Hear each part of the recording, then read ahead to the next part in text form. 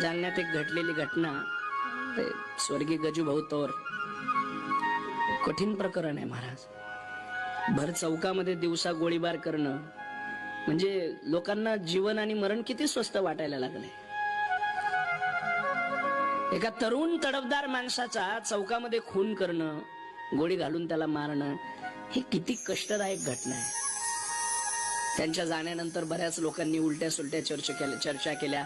ते असे होते, ते तसे होते, ते गुन्हेगार होते, अमके होते, ढमके होते, हे होते.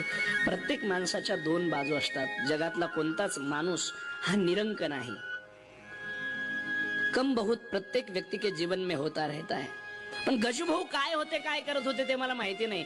पण मला त्यांच्याबद्दल जर कोणी बोलायचं सांगितलं किंवा बोलायला लावलं तर मी एवढंच सांगेल की गजूभाऊ एक असे व्यक्ती होते की हिंदुत्वाच्या बाबतीमध्ये जालना शहरामध्ये रामनवमीचा सगळ्यात मोठा उत्सव गजानन तौर नावाच्या एका वाघानं उभा केला होता आणि तो विश्वप्रसिद्ध असा झाला होता.